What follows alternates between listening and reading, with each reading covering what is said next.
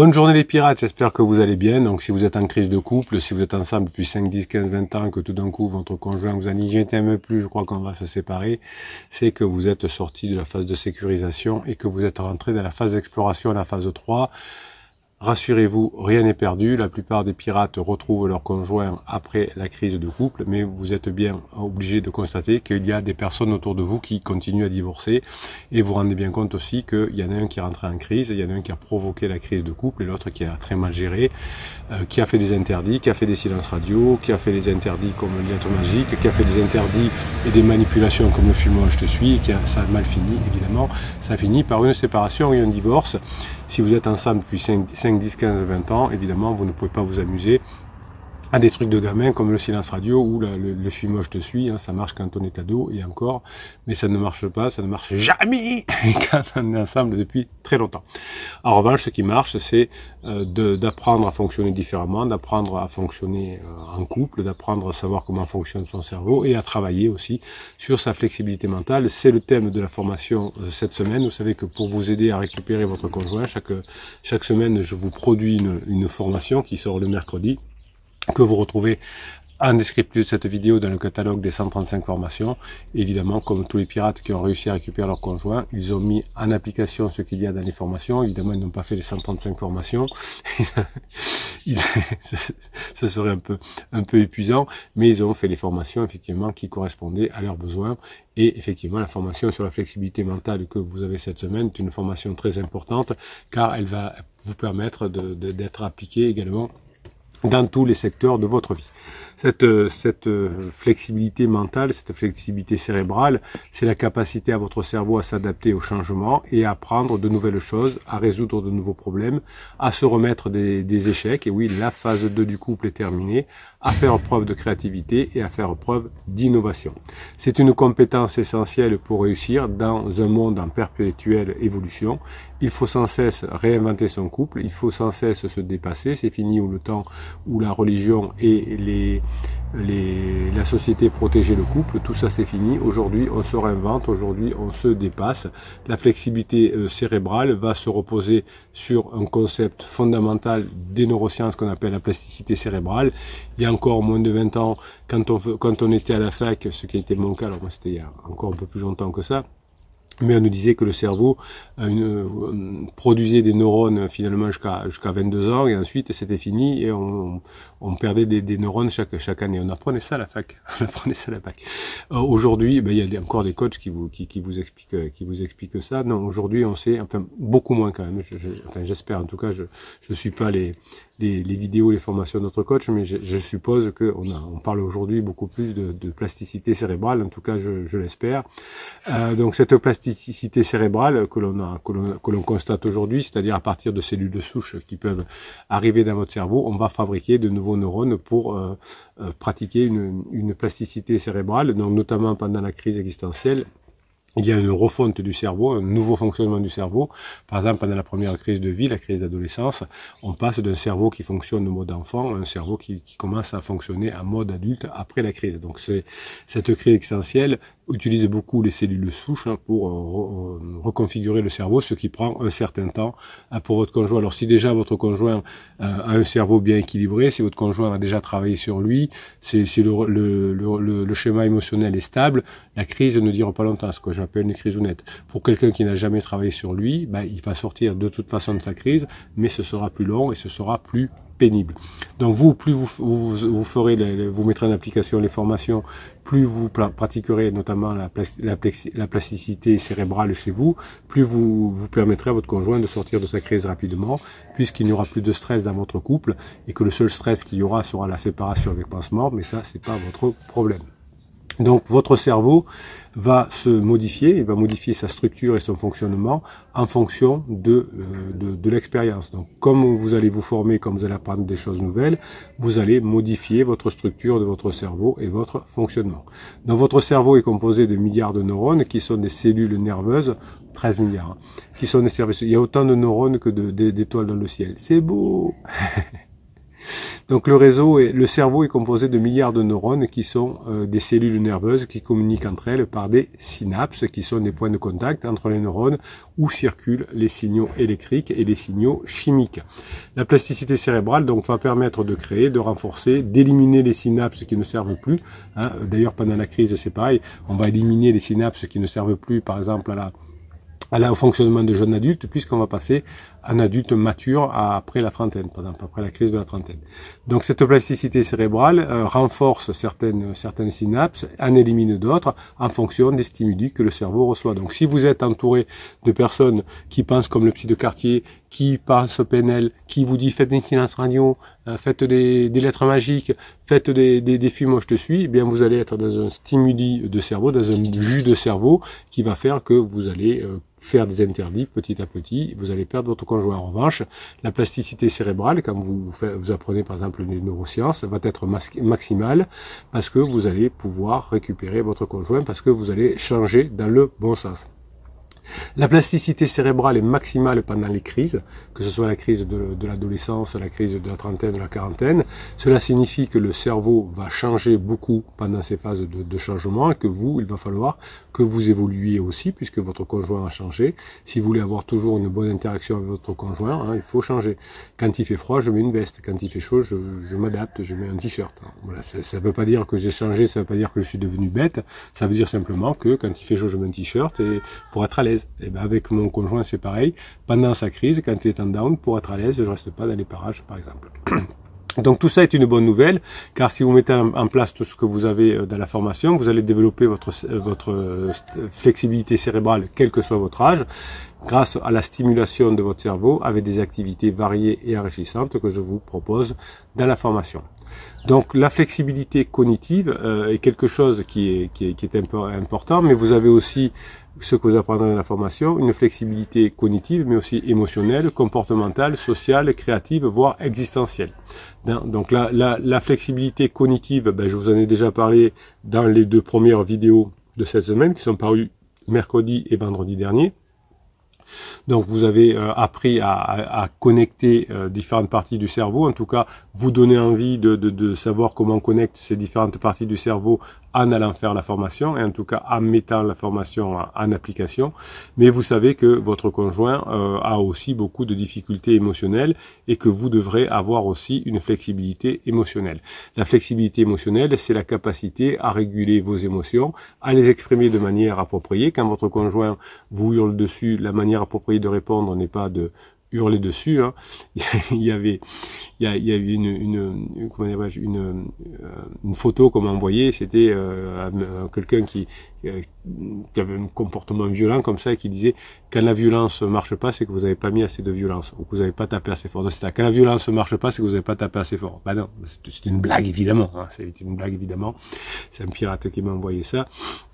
D'ailleurs, je ne l'ai pas republié parce qu'il ne faudrait pas que ce soit mal interprété. Vous savez qu'ici, hein, on interdit la violence, on interdit les épreuves physiques, on interdit la manipulation, la manipulation psychologique comme le silence radio ou le film Moi je te suis. Ici, hein, on est des pirates au top, c'est-à-dire des pirates qui n'ont pas besoin de manipuler pour récupérer leur conjoint. Et de toute façon, c'est un peu dans notre intérêt parce que quand on manipule par le silence radio, on ne récupère pas son conjoint. Donc notre intérêt, c'est pas de manipuler parce qu'on n'y arrive pas. Donc en revanche, vous allez apprendre à améliorer votre flexibilité émotionnelle, qui est une capacité à réguler vos émotions, à les exprimer de manière appropriée et à utiliser des sources d'informations. Est-ce que mon conjoint est en down? Est-ce que mon conjoint est en top? Pour me motiver et aussi pour partager avec les autres pirates cette motivation. Donc plus je vais être flexible émotionnellement, plus je vais pouvoir participer avec les autres pirates à cette composante essentielle qui est la flexibilité émotionnelle pour être heureux, pour montrer à son conjoint qu'on a confiance en soi, pour gérer le stress et pour faire face aux difficultés. Donc, vous voyez que votre conjoint n'a aucune compétence, en tout cas flexibilité émotionnelle, puisque pendant toute sa crise, votre conjoint n'est pas très heureux, ne fait pas très envie, votre conjoint n'a pas confiance en lui parce que tout ce qu'il met en place, ça marche pas. Alors au début, oui, avec l'adrénaline, c'est je sais ce que je veux, mais je retourne, et puis évidemment, hein, le stress étant là, le cortisol étant là, votre conjoint a de plus en plus de mal à faire face aux difficultés, à s'épanouir, et il s'aperçoit que sa flexibilité émotionnelle n'est plus là, et plus tard, il sera très content que vous, grâce à votre flexibilité émotionnelle, vous sachiez maintenant repasser des bons moments avec votre conjoint et se rapprocher de lui ou d'elle. Donc cette flexibilité émotionnelle va reposer sur deux processus principaux, qui est la conscience et l'acceptation. La conscience consiste à identifier et à nommer ses émotions et à reconnaître leurs causes et leurs conséquences. Je vais vous donner un exemple pour que vous compreniez bien. Si vous vous sentez triste, vous devez être capable de dire « je me sens triste », non pas parce que mon conjoint m'a mal parlé ou parce que je me sens inutile, mais l'acceptation, ce sera d'accepter aujourd'hui que je suis triste, comme ceci, pour pouvoir le régler. Parce que si je dis déjà la plupart du temps, quand on est en coaching, vous n'avez pas conscience de vos émotions, vous n'avez pas conscience que vous êtes en colère. C'est en vous démontrant que vous êtes en colère que vous en prenez conscience. C'est pour ça qu'on remercie, parce que vous dites, je risquais pas de récupérer mon conjoint avec toute cette colère. Bon, la première étape, c'est de la voir. La deuxième étape, c'est de l'accepter. Non pas de dire je l'accepte, c'est comme ça, parce que il faut tout accepter dans la vie. Ça, c'est le niveau 2 des psys de quartier qui disent, ben voilà, faut accepter. Non, faut accepter que les gens changent, il faut accepter qu'on divorce, il faut accepter, non. Enfin, oui, on peut accepter qu'on veuille plus de quelque chose, évidemment. Mais par exemple, quand on est en crise de couple, ce n'est pas la fin de couple. Donc, on ne peut pas accepter de faire des erreurs. On ne peut pas accepter d'entendre ce discours-là. Donc, première étape, on voit qu'on est en colère ou triste. Deuxièmement, on accepte qu'on est triste et ensuite, on le travaille immédiatement. C'est-à-dire qu'on change son émotion qui n'est pas appropriée par une émotion appropriée. Ça sert à rien d'être en colère. La colère, c'est si un chien m'attaque dans la rue ou si un ours m'attaque dans la rue pour me battre. Ça sert à rien d'être en colère contre la crise qui est de votre conjoint. Ça sert à rien d'être... C'est comme si on me disait, je suis en colère parce que mon conjoint a une grave maladie. Ça sert à rien.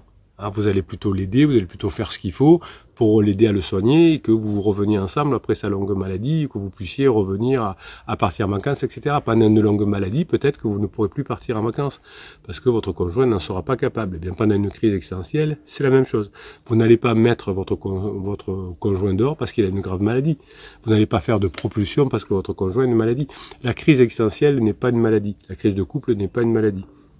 Mais elle en a des symptômes.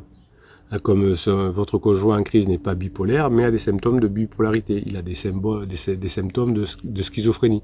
Donc si le psychiatre n'est pas suffisamment formé, alors les psychiatres sont bien formés aujourd'hui à la crise existentielle, enfin, ils commencent à le devenir, en tout cas, les psychiatres que j'ai accompagnés, avec qui j'ai fait des coachings, aujourd'hui commencent à le comprendre. Mais à un moment donné, on confondait les symptômes et la maladie. C'est pas parce que je tousse que j'ai la Covid, mais j'ai le symptôme de la Covid. C'est comme ça. Donc la crise existentielle n'est pas une maladie, mais il y a des symptômes. Donc si votre conjoint était malade, vous ne le mettriez pas dehors, vous ne le critiquerez pas.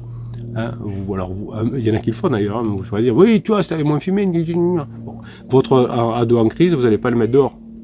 Certains le font, mais c'est catastrophique. En tout cas, c'est pas la nature des choses. Voilà, mon conjoint traverse sa crise, mon ado traverse sa crise, eh bien, je la passe avec eux, en m'adaptant. C'est vrai que la crise d'ado, c'est pas de la tarte non plus. C'est comme votre crise ou la crise de votre conjoint de la trentaine, de la quarantaine. Mais vous allez adapter votre comportement grâce à la flexibilité, notamment émotionnelle, par rapport à la crise de votre ado ou à la crise de votre conjoint. Donc finalement, l'acceptation est un premier point pour ne pas se laisser submerger. Mais ensuite, on va travailler, on va faire des séances de neurohypnose. Vous savez que je vous offre un fichier de neurohypnose dans chacune des formations, notamment dans celle sur la flexibilité mentale que vous avez en descriptif de cette vidéo dans le catalogue des centres de formation. Chaque fois, je vous offre un fichier de neurohypnose pour calmer votre cerveau. C'est de la musique avec des ondes binaurales qui calment votre cerveau et des messages subliminaux que je vous mets sur le fichier, qu'on entend à peine ou pas d'ailleurs, c'est ma voix, et qui rentre directement dans votre inconscient. Voilà, ne me dites pas, Bruno, il y a un problème avec mon fichier de neurohypnose, on entend très peu votre voix ou on l'entend pas. Il faut apprendre ce qu'est la neurohypnose. Alors ça vous fait rire, je vous réponds évidemment avec beaucoup de bienveillance quand vous me donnez cette vidéo, mais je vois ce message-là. Mais on voit au niveau où vous en êtes et au niveau où vous en serez plus tard, quand vous aurez récupéré votre conjoint.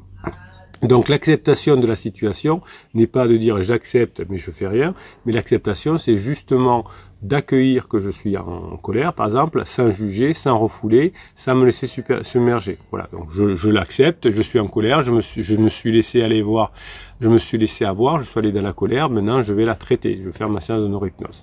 Donc cette flexibilité émotionnelle que vous allez apprendre aussi dans la formation de la semaine est influencée par plusieurs facteurs, hein, le tempérament, l'éducation, la culture, mais aussi le contexte comme les expériences. Donc vous allez apprendre à vous connaître, à vous respecter, à vous faire confiance, à changer, à vous remettre en question, à vous challenger, à vous faire accompagner si besoin dans un coaching, mais vous ne restez pas dans la phase 2 du psy de quartier en disant il faut accepter. Hein. On n'accepte pas ce qu'on ne veut pas.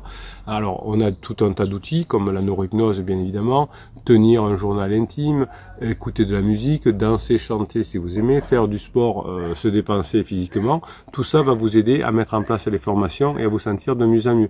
L'art-thérapie, peindre, dessiner, sculpter, faire du théâtre, faire du stand-up, faire de l'improvisation, se faire masser, se relaxer. Vous voyez, tout ça va vous permettre d'avoir cette flexibilité émotionnelle, de diminuer avec la neurohypnose cette colère, par exemple, ou cette tristesse ou ce dégoût hein, de votre conjoint. Et ensuite, une fois que vous aurez diminué cette souffrance en vous, parce que vous aurez travaillé dessus, parce que vous aurez cette flexibilité émotionnelle, eh bien, ce sera tout à fait bénéfique pour votre couple, parce que vous aurez appris à mieux gérer vos émotions, à mieux gérer la crise de votre conjoint, les émotions de votre partenaire, et maintenant d'apprendre à recréer une intimité émotionnelle, de renforcer à nouveau votre complicité, de vous soutenir avec votre partenaire au lieu de vous critiquer, et de passer ensemble ce moment difficile comme vous passeriez une maladie grave, soutenue l'un à l'autre.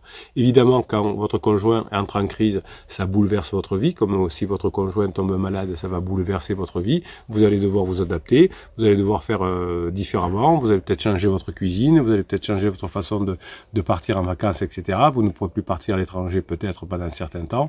Et évidemment, tout ça va faire en sorte que vous n'aurez plus cette flexibilité émotionnelle enfin, vous aurez cette flexibilité émotionnelle qui vous permettra de passer cette crise pendant quelque temps. Alors pour expliquer et pour illustrer cette flexibilité émotionnelle, je vais vous lire une histoire qui m'a été envoyée. Alors c'est une histoire imaginée. Vous savez que on est dans l'année du storytelling. Vous pouvez m'envoyer sur mon WhatsApp ou par mail votre histoire. Je la commenterai avec plaisir pour vous aider. Vous pouvez m'envoyer une histoire que vous avez vue sur Internet, une histoire que vous avez inventée ou une histoire que vous avez connue d'amis, proches, etc. pour vous aider à comprendre le fonctionnement.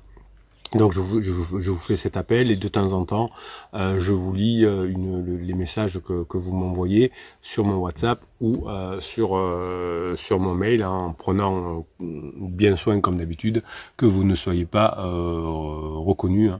Il n'y a que vous qui pensez être reconnu si sur une vidéo YouTube, si vous n'avez pas votre voix, votre prénom, votre ville et que j'ai changé des détails, il n'y a aucune chance que vous soyez reconnu. Mais effectivement, on est tous pareils. Hein. On croit que notre histoire est unique et qu'elle va être reconnue. Alors, on y va. Donc l'histoire, elle a été inventée, hein, je vous le dis tout de suite, c'est une histoire créée, donc c'est quelqu'un qui a créé cette histoire pour s'entraîner, pour créer sa créativité. Alors, il s'agit de Laura et Maxime qui sont ensemble depuis 5 ans. Laura est une belle femme sensible, expressive, qui travaille dans le social. Maxime est un homme réservé et rationnel qui travaille dans la finance. Oui, alors ça c'est bien, se dire que dans le social on est plutôt sensible et expressif, et dans la finance on est plutôt rationnel et réservé. Bon, c'est pas faux, c'est pas mal. Ils s'aiment profondément, mais ils ont du mal à communiquer leurs émotions. Oui, alors si on est trop dans l'émotion comme Laura, eh bien effectivement, on peut se sentir en difficulté pour communiquer parce qu'on surréagit. Et parfois, vous me dites en coaching, mon homme, il n'aime pas parler, c'est une tombe, j'arrive pas à le faire parler. Donc là, c'est le cas un peu de Maxime. Par exemple, Laura aime exprimer ses sentiments, dire souvent je t'aime, faire des compliments, des cadeaux et des surprises. Maxime aime montrer son amour par des gestes, des attentions et des services rendus. Donc là, notre piratesse qui a écrit... Bon, je veux la remercier quand même, Sylvie. Hein, je sais pas, ou un prénom, ça va. Hein, c'est Sylvie qui a écrit ça. Bon, de toute façon, il n'y a aucune chance puisque c'est elle qui écrit, à moins que son conjoint tombe un jour sa vidéo reconnaisse son style. Donc merci Sylvie. Donc on voit que Sylvie a travaillé, qu'elle a dû faire la formation sur les besoins du conjoint, et en tout cas sur les langages de l'amour. On voit qu'elle a réparti les langages de l'amour entre Laura et Maxime. Laura reproche à Maxime de ne pas être assez romantique, ça souvent les femmes reprochent ça aux hommes, et de ne pas lui dire ce qu'il ressent. Oui, les hommes sont moins à l'aise là-dedans. Maxime reproche à Laura d'être trop émotive et de ne pas respecter son besoin d'espace. Oh oui, les bonnes femmes. Un jour, ils ont eu une grosse dispute à propos d'un événement important, leur anniversaire de rencontre. Laura avait organisé une superbe soirée, surprise avec des amis, un repas romantique et une nuit dans un hôtel luxe. Oui, souvent les femmes sont toujours plus sensibles aux dates anniversaires que les hommes. Je ne sais pas si c'est bien, mais en tout cas, c'est quelque chose que l'on constate. Maxime avait de son côté acheté un bracelet en or. Ah, ben, il avait pensé Maxime. Je croyais que Célie allait dire Maxime avait oublié. Non. Maxime avait acheté un bracelet en or avec leurs initiales gravées. Oh, c'est mignon. Laura était déçue que Maxime n'ait pas prévu quelque chose de plus original et de personnalisé. Ah ben, vous voyez, le capitaine il croyait que Maxime aurait tout oublié. Non, mais il a fait quelque chose, mais ça n'allait pas. Bon.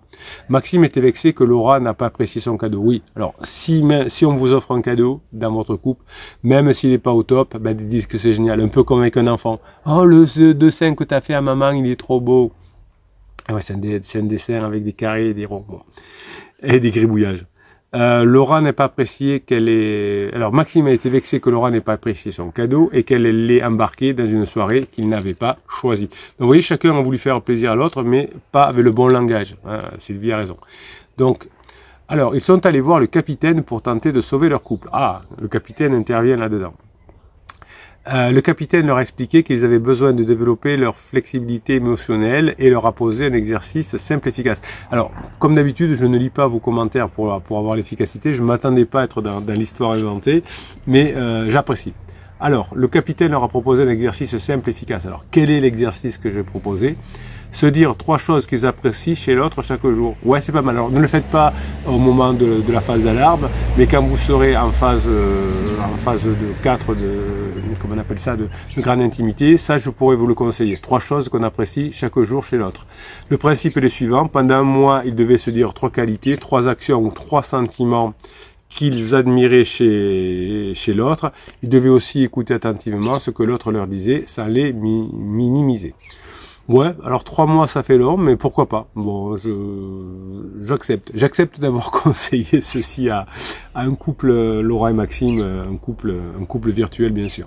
Ça me plaît cet exercice. Faites-moi cet exercice de Sylvie, inventez-moi une histoire, inventez la réaction du capitaine, ça me plaît bien. Au début, ils étaient gênés et maladroits, mais ils ont accepté de relever le défi et le résultat a été surprenant. Laura a découvert que Maxime était attentionné et dangereux, non, et généreux.